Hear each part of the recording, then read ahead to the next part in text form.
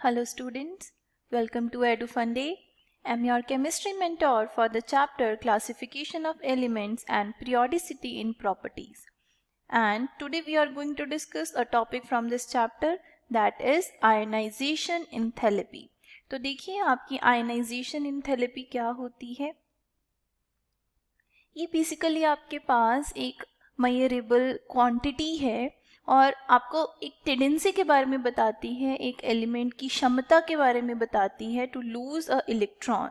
कितना इजीली कोई एलिमेंट एक इलेक्ट्रॉन को लूज कर सकता है, और उस प्रॉपर्टी को आप क्या बोलते हैं, आयनाइजेशन एंथैल्पी. आप इसको आयनाइजेशन एनर्जी भी बोलते हैं और आयनाइजेशन पोटेंशियल भी बोलते हैं.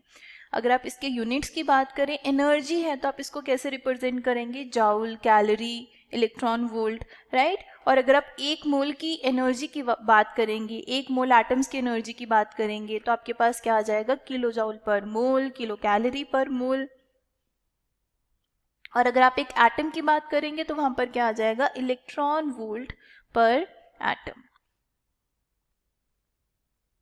और आप इनको रिलेट भी कर सकते हैं, जैसे आपके पास 1 इलेक्ट्रॉन वोल्ट पर एटम है, वो किसके इक्वल होगा, 96.49 किलो जाउल पर मोल और 23.06 किलो कैलोरी पर मोल. देखिए सबसे पहले आपकी आयनाइजेशन इंथैल्पी है क्या, उसका मतलब क्या है हमारे पास. देखिए सपोज मेरे पास यहाँ पर एक न्यूक्लियस है और यहाँ पर क्या है, एक इलेक्ट्रॉन है, ये आपका वैलेंस शेल है.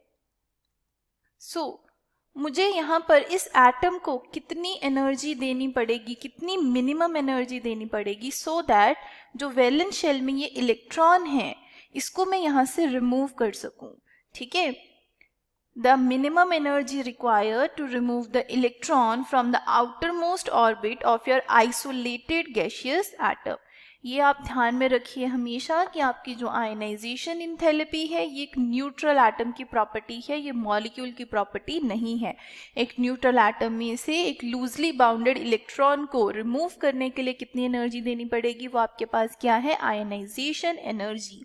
अगर आपको आउटर मोस्ट ऑर्बिट से एक इलेक्ट्रॉन निकालना है तो उसको आप जितनी एनर्जी दोगे आप उसको क्या बोलोगे, फर्स्ट आयनाइजेशन एनर्जी और फर्स्ट आयनाइजेशन इंथैल्पी. जैसे यहाँ पर बताया आपके पास कोई एक्स एटम है, एक्स में से अगर आपने एक इलेक्ट्रॉन निकाल दिया तो आपके पास क्या बन जाएगा, एक्स पॉजिटिव प्लस 1 इलेक्ट्रॉन.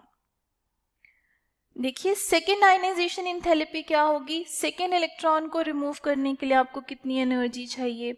ठीक है, और जो आप इलेक्ट्रॉन रिमूव करेंगे आप कहाँ से करेंगे, from a unipositive ion जिसके ऊपर पहले ही 1 पॉजिटिव चार्ज है.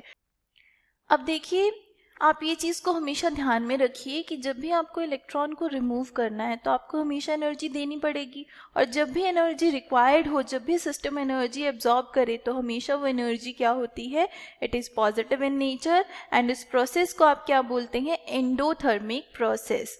ऑल्सो फर्स्ट इलेक्ट्रॉन रिमूव करने के बाद जो आपकी इंथैल्पीज आएंगी, जो आपकी आयनाइजेशन इंथैल्पीज आएंगे, आप उसको क्या बोल सकते हैं, they are also known as successive ionization enthalpies.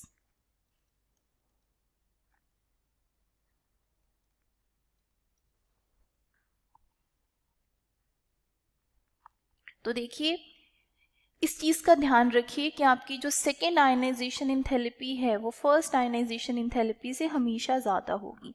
अब ऐसा क्यों है, अब देखिए एक आपको X पॉजिटिव में से इलेक्ट्रॉन रिमूव करना है, एक आपको X में से इलेक्ट्रॉन रिमूव करना है.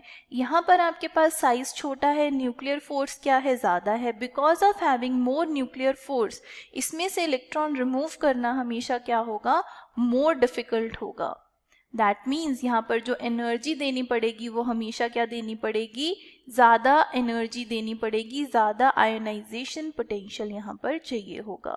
इसीलिए आपके पास जो आपका सेकेंड आयनाइजेशन इंथैल्पी है वो हमेशा फर्स्ट आयनाइजेशन इंथैल्पी से क्या होगा, ज़्यादा होगा. इसको हम एक एनिमेशन के साथ ऑब्जर्व करते हैं कि अगर आपके पास इलेक्ट्रॉन प्रेजेंट है उसको आप कैसे रिमूव करेंगे. जैसे देखिए ये आपका न्यूक्लियस है, दिस इज योर न्यूक्लियस, यहाँ पर, और ये आपका इलेक्ट्रॉन है, बिल्कुल वैलेंस शेल में प्रेजेंट है ना। तो इसको यहाँ से इजेक्ट करने के लिए आपको कितना फोर्स देना पड़ेगा, कितनी एनर्जी लगानी पड़ेगी, उसको आप क्या बोलेंगे, your ionization enthalpy. So thank you so much for watching. I hope this will clear your doubt.